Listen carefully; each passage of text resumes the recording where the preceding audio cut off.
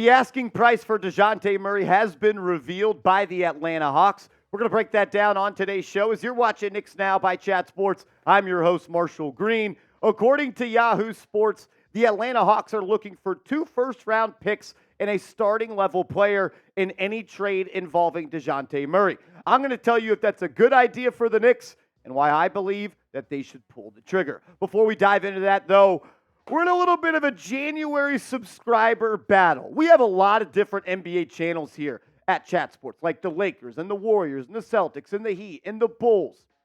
We got Knicks Now on top over all of those channels. Knicks Now has picked up 3.3 thousand subscribers in January, and I wanted to battle all the other NBA channels we have combined. We're about 300 subscribers away. I know it's a tall task, but if you believe the New York Knicks, the orange and blue, are the best franchise in the NBA, subscribe to the channel and get free, informative, entertaining, passion-driven content every single day. Alrighty, Dejounte Murray. According to Yahoo Sports, it would take, at minimum, 2 first-round picks and a starting-level player for any team to acquire his services. I do also think it is important that I remember a report that came out a couple of weeks ago. I'm sorry, I don't remember who it came from, that the Atlanta Hawks were interested in Quentin Grimes dating back to that Cam Reddish trade. Reports came out that the Hawks wanted to get back Grimes in that deal where they sent Reddish from Atlanta to the New York Knicks. Did not happen, but that tells me they are at least interested in him. And also, I think if you're talking about a starting level player alongside Trae Young, if you're trying to maximize his abilities and capabilities, Quentin Grimes is the perfect player because he doesn't need the ball. He's a good spot-up shooter. He can launch it off the catch very quickly. We know he's deadly from that left corner, and he's a good defender. And if you're going to build around Trae Young, you need defenders. And Grimes, he is not going to say elite. He's a good 3-and-D player that I think would fit seamlessly alongside Trae Young. But back to the asking price, 2 first-round picks. Well, the Knicks have 11 tradable first-round picks. They have 8 tradable first-round picks, 11 in total over the next 7 years. They have potentially 4 in 2024, 2 in 2025. The Knicks can easily sacrifice 2 first-round picks to get a quality basketball player in Dejounte Murray. The thing is, some of the first-round picks that the Knicks own are protected and come from other teams, and the protections on those are somewhat steep. The Dallas Mavericks pick is top 10 protected. That will convey the Knicks will have that pick. They'll also have their own pick. So right now they're sitting with for sure 2 picks.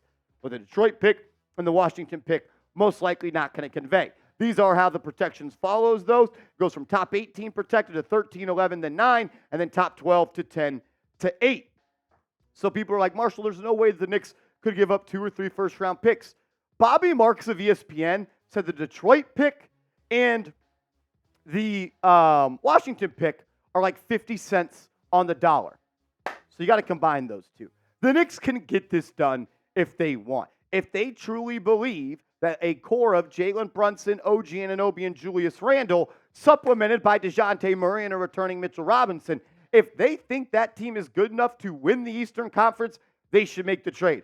Thing is, I do believe that. Also this, Leon Rose, do you believe that Jalen Brunson is a 1A player? If the answer is yes, you get this deal done. If the answer is no, you don't make this deal and you wait for that superstar that we don't know who's going to become available, who that is, hopefully becomes available in the summer. Because if you think he's that guy, you wouldn't be waiting to add a superstar. Put some respect on his name. Jalen Brunson is that dog. He can get it done if he's got a good team around him. And adding a guy like Dejounte Murray in a trade like this, in my opinion, makes a lot of sense for the New York Knicks. Dejounte Murray goes to the Knicks, Evan Fournier, Quentin Grimes, and 2 first-round picks. We'll give you an $18 million, $19 million expiring deal. We know that the Atlanta Hawks don't want to pay the luxury tax. We'll give you a starting-level player in Quentin Grimes. I'll give you 2 first-round picks. I'll give you my first-round pick this year, and I'll give you any choice of the protected picks that we have in our back pockets. I'll ask you this question. Would you make this trade? If you were Leon Rose, if you were calling the shots for the New York Knicks, would you make this trade? Type A for accept, type D for decline. I want to hear all the real ones sound off in the comment section right now. Accept, accept, accept, accept, accept, accept. You do this trade and you don't even think twice about it. Why? Because it makes your team better right now. But also, this move puts you in a better spot to make another move. Let's talk about quickly.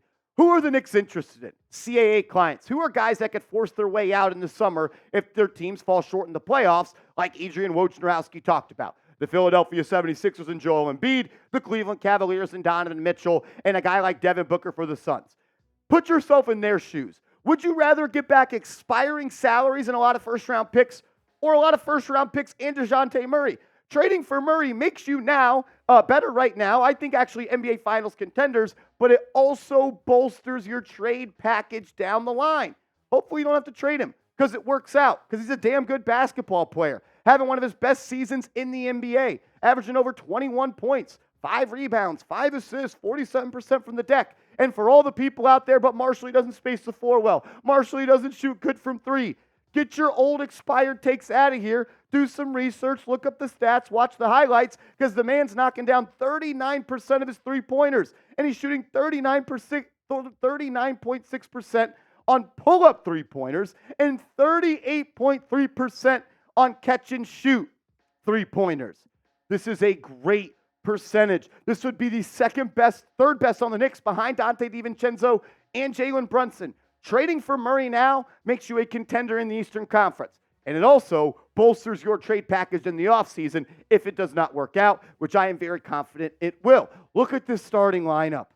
Jalen Brunson, Dejounte Murray, OG Anunoby, Julius Randle, Isaiah Hartenstein. That's a starting 5 that any team in the NBA would be a little scared to face. And you would still have a really good bench unit. And Donte DiVincenzo, Josh Hart, Miles McBride. I like what I've gotten out of Precious Achiuwa the last couple of games. And who's to say Mitchell Robinson won't come back? And then you start Robinson or bring Robinson off the bench. Who's to say the Knicks don't sign Kyle Lowry in the buyout market? Or maybe a guy like Gordon Hayward. If you are serious about winning a championship anytime soon, and maybe this year, trying to get to the Eastern Conference Finals, Dejounte Murray is the trade that Leon Rose needs to make. I also do want to tell everybody that I have started a new Instagram page where I am going to be posting Knicks and Giants content pretty much every single day. So if you're looking for more of me on social media, give me a follow, MarshallGreen_ on Instagram, and maybe I'll follow back the first 10 people that give me a follow. I'll put that link in the comments and description of today's show. Coming up next, I'm going to talk to all the people out there that say, Marsh, there's no way Murray and Jalen Brunson would work together. I'll tell you why that's wrong, and I'll tell you why it would work for the New York Knicks. But first, I got to let you guys in on a little bit of a secret. If you go to PrizePicks.com/CLNS and use the promo code CLNS, the #1 daily fantasy sports app in the world will match your first deposit up to $100. PrizePicks is daily fantasy sports made easy. It makes the games more enjoyable and entertaining. But it's so easy. All you do is create a lineup of 2 to 6 players, and you just choose more or less on the projected stats that PrizePicks has allotted for each player. NFL, NBA, so much more. For the conference championship games in the NFL this week, I'm just going to roll with a 2-player lineup. I'm going to go with more field goals made for Justin Tucker. There's never been a big game that didn't have multiple Justin Tucker field goals go in. And then I'm also going to go with more than 64.5 receiving yards for Travis Kelce. Big game Travis. I'm sure he'll show up, and I'm sure Taylor Swift will be rooting him on from the press box or wherever they sit, the suites. PrizePicks.com/CLNS, promo code CLNS, $100 deposit match. You can roll with my picks. You could fade my picks. But if you're going to play daily fantasy sports, do it with our proud sponsor, PrizePicks, PrizePicks.com/CLNS. Why do I think the New York Knicks should make this trade? Because you would have 48 minutes of elite point guard play. There would never be a minute that goes by where the New York Knicks do not have a ball handler who, A, can create for themselves, B, can create for others, and C, get the most out of the players on the court with them. Simply put, the New York Knicks cannot survive with this bench. I appreciate what Miles McBride has done. Had some big-time shots yesterday against the Brooklyn Nets. But at the end of the day, when Jalen Brunson is not on the floor, this team has tremendously struggled. And then you're like, well, Marshall, it didn't work with Trae Young. It didn't work with Dejounte Murray. How on earth would it work with Jalen Brunson? Well, how about this? How can you seamlessly, if you are a point guard, how can you seamlessly play with another guy who likes to have the ball a lot? You have to be a good catch-and-shoot three-point guy. And Trae Young, he's not that. This is well below league average. This is one of the best percentages in the league. A 10 percentage point difference. Jalen Brunson is elite when it comes to catch and shoot, but he's also the best player in the NBA when it comes to effective field goal percentage on spot ups. When Jalen Brunson catches the ball off a spot up, he has an effective field goal percentage of 74. That is incredibly high. That is one of the highest of all time. And if you didn't know, that is number one in the NBA. So he shoots better off the catch than Trae Young, and he's the best player in the NBA on spot-ups when it comes to catching and attacking closeouts. Come on, man. Get it done. You can't expect Jalen Brunson to be Superman every night. There's no bigger Jalen Brunson fan than me in this world. But even I know he's human, he has limitations, and you cannot ask him to go win you the game on his back every single night. Please, Leon Rose, get the man some help. He needs it. Now, get it done. Let's go. We're trying to win. We're the Knicks. Let's go. Also, if it's not Murray, you have to get somebody to come off the bench. I don't want to be mean to Deuce McBride. I'm not trying to be, but the stats are the stats. These are two-player lineups for the Knicks after the OG Anunoby trade. That's the minutes played, and that is their net rating. Net rating is your offensive rating and minus your defensive rating. It comes out to how many points do you score per 100 possessions and how many points does the other team score per 100 possessions. And when Miles McBride and Josh Hart are on the floor together, they're being outscored by 1.9 points per 100 possessions. When Quentin Grimes and Miles McBride are on the floor, the Knicks are being outscored by 11 points per 100 possessions. And when Miles McBride and Achiuwa are on the floor, they're being outscored by opponents by 5 points per 100 possessions.